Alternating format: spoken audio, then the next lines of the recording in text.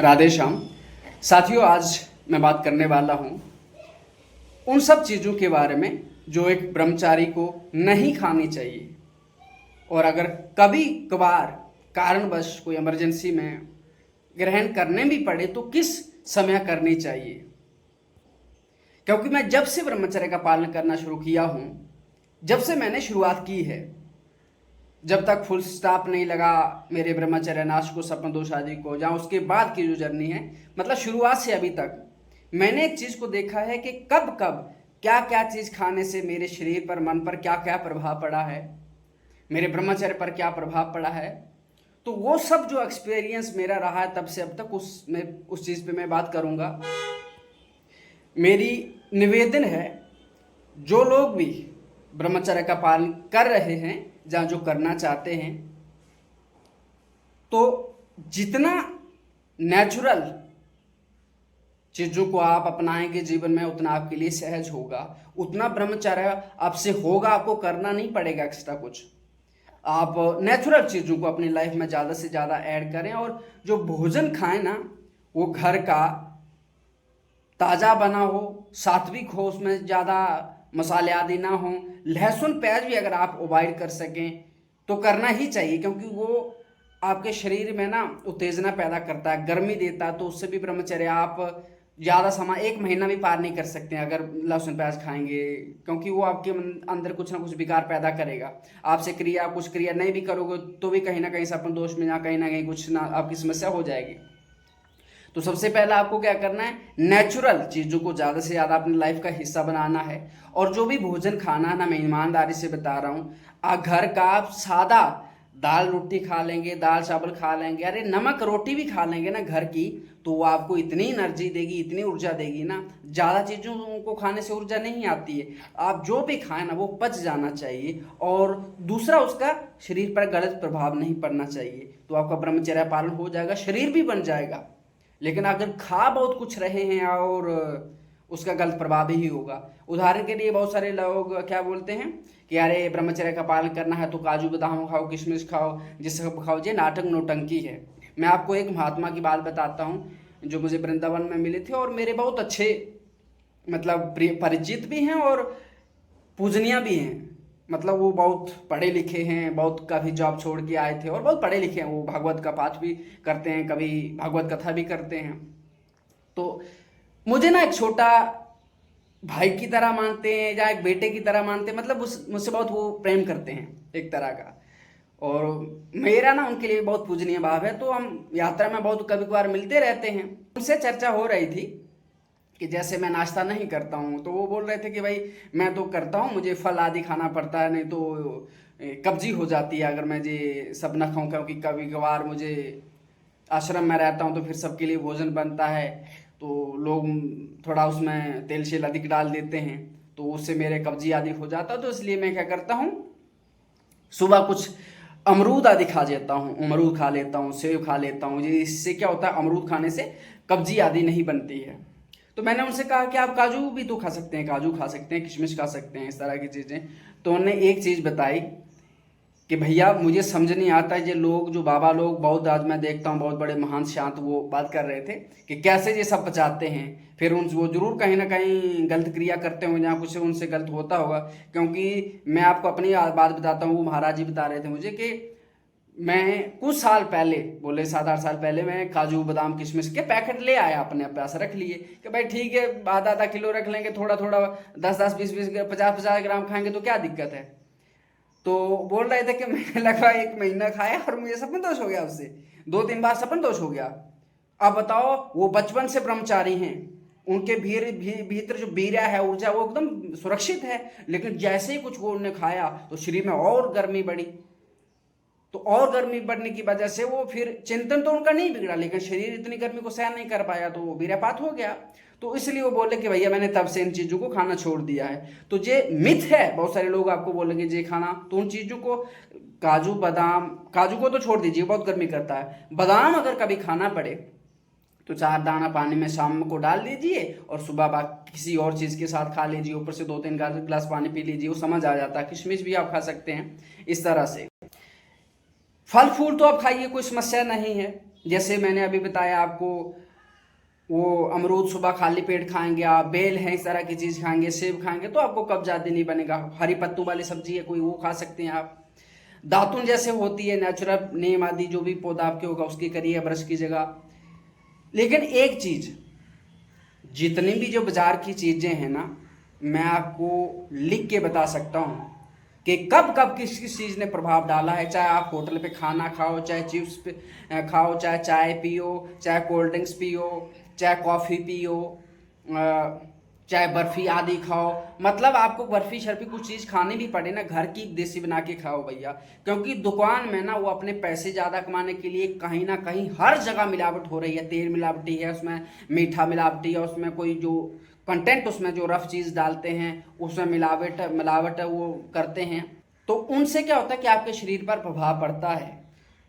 और कभी कभार ये चीज़ें जो मैं बता रहा हूँ आपको, सोडा कोल्ड ड्रिंक्स तो बिल्कुल त्याग दीजिए। ये जूस वूस जितने भी चीज़ें हैं ना बाजार की, उसमें ओरिजिनल कुछ भी नहीं है। जैसे मैंगो माजा ले लीजिए, जहाँ कोई भी आप ले लीजिए, उसमें पाइन एप्पल का जूस ले लीजिए, कोई भी, उसमें ओरिजिनल फल का एक पत्ता भी नहीं डाला है।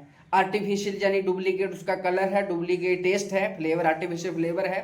थोड़ा सा उसमें क्या डाला है, शुगर डाला है, पानी है और प्रिजर्वेटिव डाला लंबे समय रखने के लिए। तो वो सारी चीज़ें कुल मिला के वो क्या करती हैं, हमारे वीर्य को नाश करती हैं।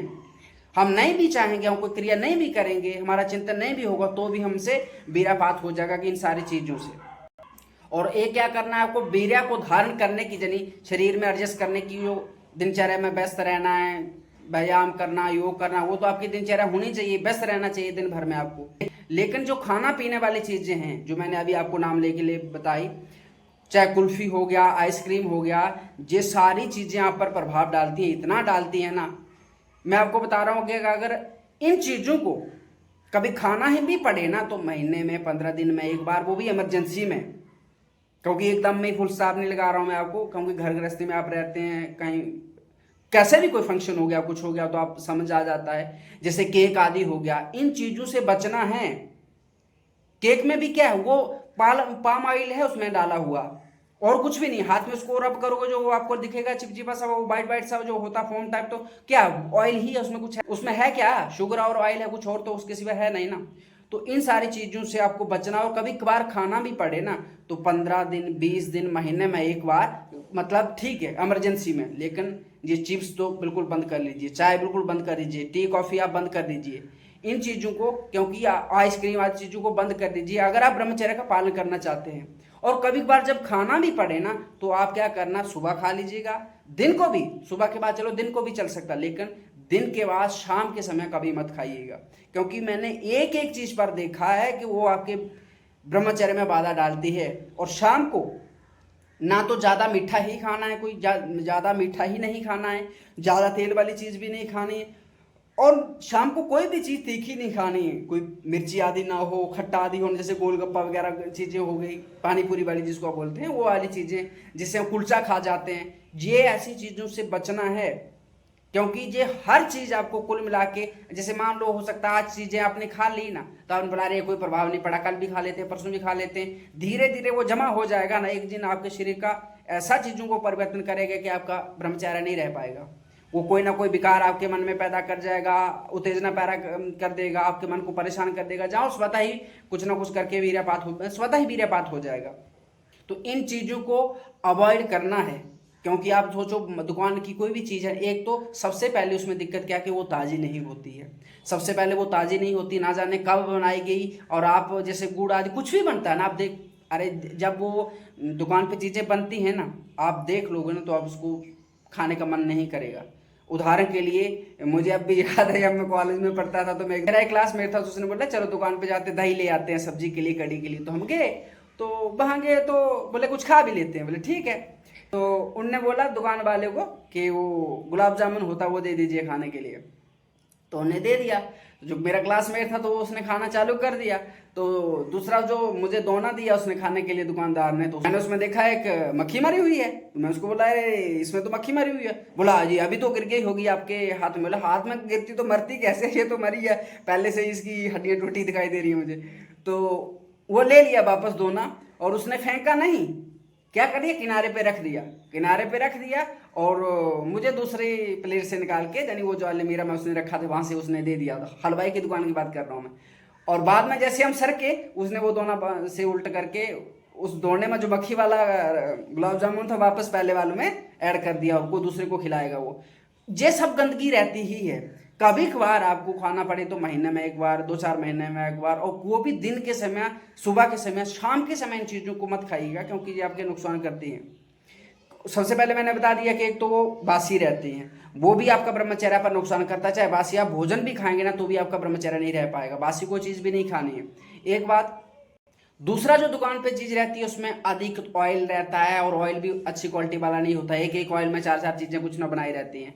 उसके बाद मीठा जो रहता है वो भी डुप्लीकेट ही होता है, कुछ ना कुछ केमिकल ही होते हैं, कुछ ना कुछ चीजें होती हैं।